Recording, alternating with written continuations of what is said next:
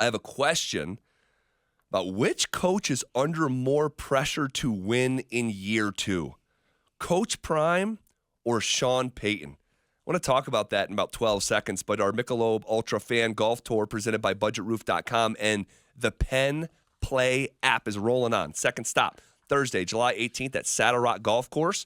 All right, I am going to be playing 18 at Saddle Rock on Friday, and I am so excited, Phil. Ooh, the Par Prince. the Par Prince. Guy plays 3 competent rounds, nicknames himself the Par Prince. Yeah, 1 birdie. You had a birdie, right? I did. Yeah. I did. No. I hit it about 50 yards up and dropped 1 inch from the hole on the last hole. It should have went in. Should have went in. That's your home.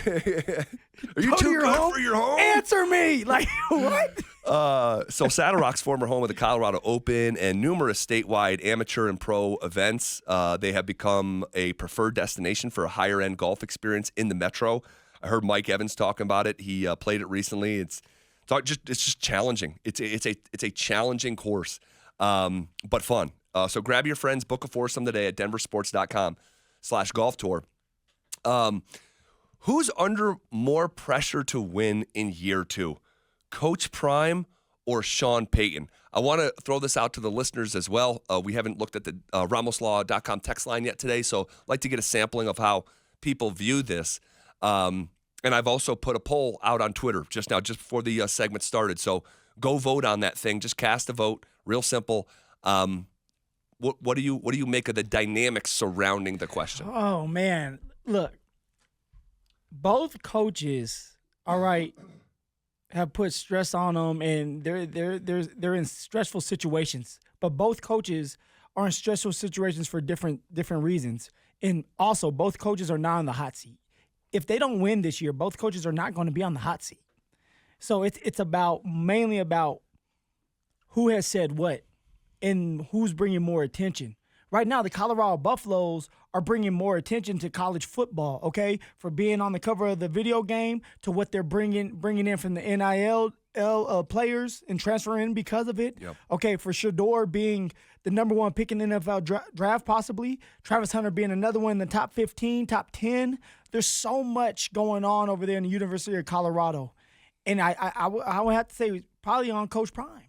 Coach Prime to not necessarily win it all, Zach, but he has to go to a bowl game. And I think he has to win more than 6 games. If he wins 7 or 8, it's going to be a really, really great year for the Colorado Buffaloes, but he has to win for sure 6. Yeah, that's the threshold of really 6. Like acceptable. If you win just 5 and you have a first-round draft pick at quarterback, defensive player of the year in the preseason, all-conference teams. Yeah. And you got these rankings at skill position players. Colorado's near the top. Running back room. I mean, there should be no excuses. You make a good point where no matter what happens this year to Sean Payton or Deion Sanders, neither of them are getting fired. No. There's like no scenario where that happens. So it is a different type of pressure. But with Sean Payton, it was so public last year, the beef between he and Russ. And you took on the largest dead cap in the history of a sport. Twice as much as the next biggest dead cap ever. Yeah. Quite literally. Matt Ryan and Russell Wilson. It's twice as much. Matty Ice. And the intent in doing that was to give you a better chance to win. And then you handpick your quarterback, and I know it's his first year, so there's going to be some grace shown to the Bo Nix and the Broncos. Deion's pressure feels like self-induced with just the noise around the program, and he is a big part of that volume of noise. I think you're right. I think it's Deion. I think it's Prime up in Boulder. It's the Prime effect. And this is honestly, this can go so well for Coach Prime if it goes right. Yeah. Because all the attention, all eyes. Think about it. All right? You had a team that only won 4 games last year, and yet they're being talked about like they won 10 last year. I know. But they have an opportunity to win a lot of games this year. Have Shador get drafted high. Have Travis Hunter get drafted high. They're in a different conference. They're in the Big 12 now. They have a chance to try to make it to the playoffs, go to a conference championship. All of it's in front of them because of the hype around it. And if it is true, okay, it's going to be a special year. But it has to be true for it to be a special year. Yeah, no, for sure. But I'll say this. We're talking about grace for Bo Nix, and it's impossible for Sean to get fired. Like, these are, and I'm not saying those things aren't true, but they're easier to say on July 3rd. Oh, yeah. They're harder to agree with or say with the same kind of conviction on October 3rd, November 3rd, December 3rd, January 3rd. And the NFL is just a different beast. It is a different animal. And no disrespect to anything college football. I love college football. Can't wait for these games to start. But the NFL is just different. So Sean is going to carry his own weight of pressure. He is. But nobody's expecting, okay? Not national media outlets, okay? Zach, you said it yourself. You're not expecting the Denver Broncos to be good this year, all right? So kind of the pressure has been taken off of Sean in winning. Yeah. It's about Sean and developing his team, which I think is a bunch of malarkey because it's like we're playing these games to win. We should all be, if we're going to sit here and criticize Coach Prime, you got to criticize Sean if they're not winning either because Sean is the head coach. He, everything runs through Sean. Right. And it's about trying to win games, not just develop one player. Right? That's not what it's all about. And I think for Coach Prime, it's his second year. Everybody is back that needs to be back, okay? He's talking about how good this team is going to be. All right, there's attention on him. Even if he doesn't want it, it's on him. It is.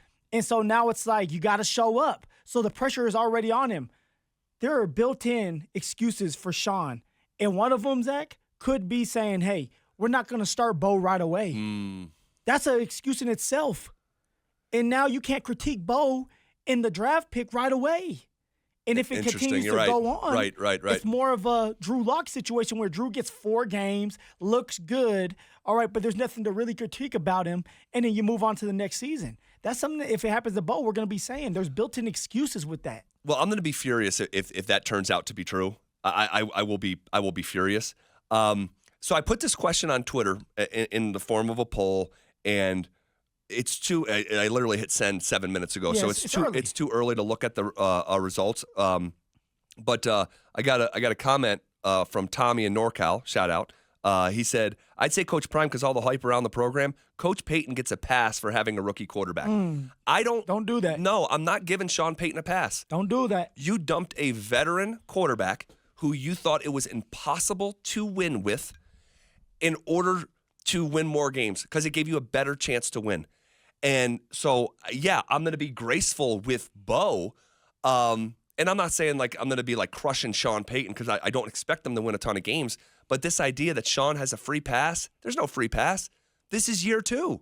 You used your free pass because you were working with a guy that you found it impossible to work with. How graceful with Bo, though, Zach? Like, there's a difference if Bo's going out there and showing flashes, and it's not Bo being the reason why we're losing games. It's like, okay, you can count that as he's getting better. Yeah. But if Bo's going out there and he doesn't look good, he's turning the ball over, he's not hitting the open receivers, how graceful can you be after a while? Yeah.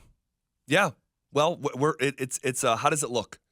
Right? Like, what does it actually look like? Because it's going to be nuanced. It's not going to be all good or all bad.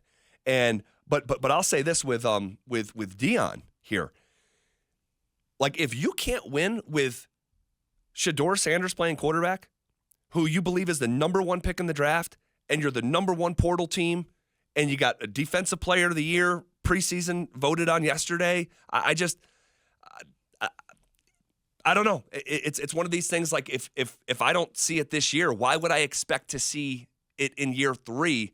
I'm not saying that can't happen. Because usually it takes time for a college to develop. It used to, though. And you said it right there. It used to. It's a different era now, okay? And, yeah, the Colorado Buffaloes have to win this year. Yeah, they do.